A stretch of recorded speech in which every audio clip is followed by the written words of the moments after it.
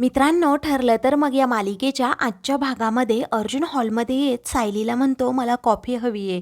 त्यावरती आता सायली म्हणते, हो इकडे या ना जरा. अर्जुन तिच्याजवळ येत विचारतो, काय झालं? ती म्हणते, तुम्हाला कॉफी हवी आहे ना, मग इथेच बसा. अर्जुन विचारतो, का बरं? ती म्हणते, मी म्हणते ना बसा म्हणून, मग बसा. अर्जुन आता गुपचूप आपल्या तेथे बसतो. तेव्हा ती आता घरातील सर्वांना आवाज देत असते. अर्जुन विचारतो, तुम्ही असा आवाज का देताय सर्वांना? तर आता घरातील सर्वजण म्हणजेच पूर्णा आजी, प्रताप, त्याचबरोबर कल्पना, अस्मिता हे सगळेजण बाहेर येतात. तर पूर्णा आजी विचारतात, काय गं, काय झालं? तू आम्हा सर्वांना आवाज का देत होतीस? आम्हाला 2 मिनिट रूममध्ये तरी शांत बसू दे जरा. सायली म्हणते, बसा ना इथे सर्वांनी. आपण आज कधी नव्हे ते घरी आहोत ना सर्वजण, पुरुष मंडळीसुद्धा घरी आहेत. मग एकत्र बसून सर्वांनी कॉफी पिऊयात ना प्लीज. आपल्या घरातील वातावरण पुन्हा पहिल्यासारखं करण्यासाठी याची खूप गरज आहे. सर्वांनी एकमेकांबरोबर संवाद साधणं महत्त्वाचं आहे. तेव्हा सर्वजण सायलीकडे आता पाहू लागतात. त्यावेळी तेथे आता चैतन्य येतो आणि म्हणतो, मी तुम्हाला जॉईन होऊ का? सायली म्हणते, हो का नाही? प्रताप म्हणतो, ये ना रे चैतन्य ये. त्यावेळी तो म्हणतो की मी अगोदर अश्विनला भेटून येतो, तो रूममध्ये असेल ना? तेव्हा हो, तो रूममध्ये आहे असं प्रताप म्हणतो.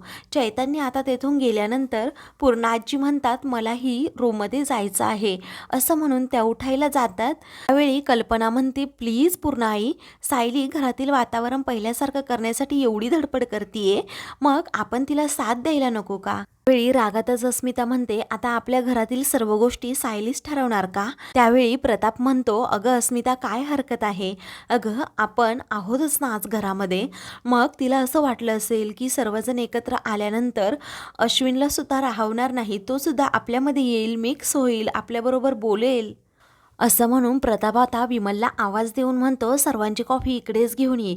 विमल कॉफी घेऊन येते आणि म्हणते, सायलीताईंने अगोदर सर्वांची कॉफी बनवूनच ठेवली होती. चैतन्य देखील आता तेथे येतो.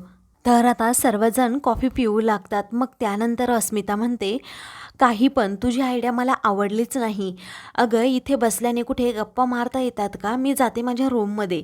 त्यावरती सायली म्हणते, मग मी एक सुचवू का? म्हणून ती आता प्रताप व कल्पनाला म्हणते, तुम्ही एवढ्या वर्षे सुखाने संसार केला आहे, एकमेकांबरोबर एवढी वर्ष झाले राहतायत, परंतु एकमेकांविषयी बोलताना मी कधी असं पाहिलं नाही. त्यामुळे जोडीदाराचं आपल्या आयुष्यात काय महत्त्वाचं स्थान आहे, त्याचबरोबर प्रेम आणि लग्न यांचा परस्परांशी काय संबंध आहे, कसा संबंध आहे, हे तुम्ही आम्हाला सांगा. तर तुम्ही दोघांनी नाही तर प्रत्येकाने, असं म्हणून आता ती सर्वांना बोलायला सांगते. तर दुसरीकडे रविराज आता विपुलच्या आई बाबांना म्हणतो, बाकी काहीही म्हणा, पण विपुलवर खरंच तुम्ही खूप चांगले संस्कार केले आहेत. खरंच खूप गुणी मुलगा आहे, त्याच्या वागण्यातून ते सतत जाणवत असतं. त्यावरती नागराज म्हणतो, दादा, आपली तन्वी अशी कुणावरही प्रेम करेल का? विपुल आहेच तसा गुणी मुलगा. त्यावेळी विपुल जरा लाजतो. तर नागराज हसतच म्हणतो, पाहिलं का दादा, विपुल किती लाजतोय. इकडे प्रिया आता मनातल्या मनात म्हणते, माझ्या आयुष्यातले प्रॉब्लेम अजूनच वाढत चालले आहे, हा नागराज तरी काय करतोय तिथे बसून काय माहीत, असं म्हणून ती त्याला आता कॉल करते. रे विपुलची आई म्हणते की खरंच तन्वी आणि विपुलचा जोडा ना खूप छान दिसेल, एकमेकांसाठीच ते बनले आहेत असं वाटते. तेवढ्यातच तेथे नागराजला प्रियाचा फोन येत असतो, परंतु नागराज तो फोन कट करतो.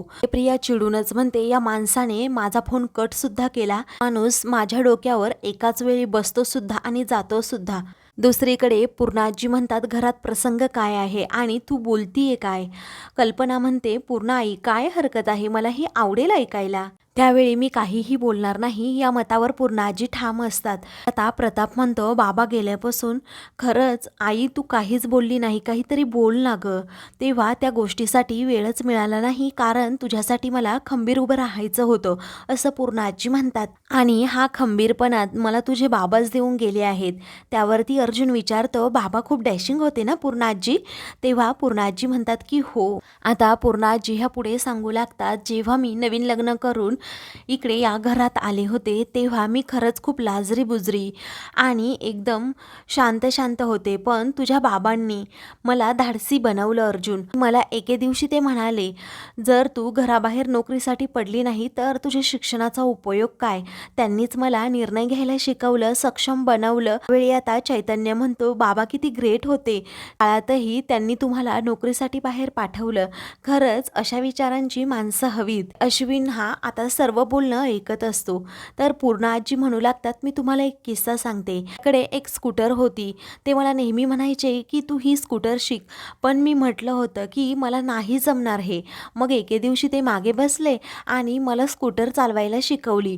लोक ना त्यांना बायकोचा बैल झाला असं म्हणायचे. त्यांनी कुणाचं बोलणं मनावर घेतलं नाही. त्यांना फक्त मला सक्षम धाडसी बनवायचं होतं. त्यावरती सायली अर्जुनकडे पाहत पूर्णाजींना म्हणते, याचा अर्थ तुमच्या जोडीदारामुळे तुमचं अख्खं आयुष्य बदलून गेलं. तेव्हा प्रश्नच नाही असं त्या म्हणतात. योग्य माणसाबरोबर लग्न झालं तर आपला जोडीदार आपल्याला अगदी परिपूर्ण बनवून टाक. अर्जुन त्या गोष्टीचा आता विचार करू लागतो. तर विमल म्हणते, मोठ्या साहेबांबद्दल ऐकून खरंच खूप छान वाटलं पूर्णाजी. घरातील सर्वजण खूप खुश असतात. त्यावेळी प्रताप म्हणतो, मी सांगू का आता माझ्या पार्टनरबद्दल म्हणजे कल्पनाबद्दल काही सांगायचं झालं तर कल्पनाशिवाय मी माझं जगणं इमॅजिन सुद्धा करू शकत नाही. ज्यावेळी पूर्ण आई माझ्यासाठी मुली पाहत होत्या त्यावेळी मी फक्त एकच गोष्ट सांगितली होती की मुलगी माझ्या घराला सांभाळून ठेवणारी, सर्वांची काळजी घेणारी असावी. त्यावरती अस्मिता म्हणते, म्हणजे मग मम्माला शोधून आणलं का पूर्ण आजीने. तेव्हा सर्वजण आता हसू लागतात. इकडे अश्विनच्याही चेहऱ्यावर आता हसू येतं. तर प्रताप म्हणतो, तसं नाही, पण जेव्हापासून कल्पना माझ्या आयुष्यात आली तेव्हा अक्षरशः माझी भरभराट झाली. माझा बिझनेस खूप छान चांगल्या प्रकारे चालू लागला, कारण ती घरातील सर्वांची अगदी छान प्रकारे काळजी घेत होती आणि घर अगदी आनंदाने फुलून निघालं होतं. मी तिच्याशिवाय अपूर्ण आहे असं म्हणून तो कल्पनाला म्हणतो, कल्पना मी आजपर्यंत काही बोललो नाही, पण खरंच मी तुझ्यावर खूप प्रेम करतो, आय लव्ह यू. तेव्हा आता कल्पना खूप लाजते. तर घरातील सर्वजण खूप हसू लागतात. दुसरीकडे सुमनाता सर्वांना कॉफी देते. त्यावेळी अजून तन्वी का इकडे आली नाही असं विपुलचे आईबाबा विचारू लागतात. तेव्हा तन्वी ही विपुलसाठी स्पेशल तयार होत असेल असं सुमन आणि नागराज म्हणतात. तेवढ्यातच प्रिया तेथे येते. तिने आता ड्रेसच घातलेला असतो, ती साडी नेसून आलेली नसते. त्यामुळे सर्वजण आश्चर्याने तिच्याकडे पाहू लागतात. इकडे चैतन्य म्हणतो, लग्नाचे एवढे फायदे आहेत ना, मला असं वाटतंय की आत्ताच लग्न उरकून टाकावं. ही प्रताप म्हणतो, हो कर ना मग लग्न. तर इकडे अश्विनला आता खूप वाईट वाटतं. तो लगेच तेथून निघून जातो. मग त्यानंतर अर्जुनची टर्न असते. तेव्हा त्याला आता विचारण्यात येतं, तू सायलीबद्दल काहीतरी सांग. तेव्हा तो म्हणतो की मला काहीच बोलायचं नाही आहे असं म्हणून तो तेथून निघून जातो. तर आता सर्वांना जरा आश्चर्याचा धक्काच बसतो की सायलीबद्दल एवढा भरभरून बोलणारा काहीच का बोलला नसेल. अर्जुनला कामाचा खूप लोड आहे का असं आता कल्पना म्हणते. त्यावेळी अस्मिता मनातल्या मनात विचार करू लागते, अर्जुन त्याच्या जोडीदाराबद्दल काय बोलणार, कारण त्याचा जोडीदार हा खोटा आहे. सायली अर्जुनचं नातं हे खोटं आहे. ही पूर्ण आजी म्हणतात, आता मी माझ्या रूममध्ये जाते आणि आराम करते. दुसरीकडे नागराज आता प्रियाला म्हणतो, अगं विपुलचे आई बाबा आले, जरा छान आवरून यायचं ना. विपुल म्हणतो, तिने कोणतेही कपडे घातले तरीही ती छानच दिसते. ही सुमन म्हणते, आपली तन्वी अगदी साधी आहे आणि तिला असंच राहायला आवडतं, उगीच देखावा करायला नाही आवडत. विपुलची आई सुद्धा म्हणते की ही आजकालची मुलं आहेत, आपण त्यांना काही सांगायला नको. त्यावरती विपुल म्हणतो, तन्वीने काहीही घातलं ना तरीही ती छानच दिसते. तर इकडे अर्जुन हा रूममध्ये बसलेला असतो. तेवढ्यातच सायली तेथे येते आणि म्हणते, तुम्ही पाहिलंत ना, सर्वजण आपापल्या जोडीदाराबद्दल बोलले, पण तुम्ही काहीच का बोलले नाहीत. तेव्हा अर्जुन हा तिच्याकडे पाहतच राहतो. मित्रांनो, पुढील भागामध्ये अश्विनच्या लहानपणीचा व्हिडिओ आता सायली लावते. सर्वजण आता तो पाहत असतात.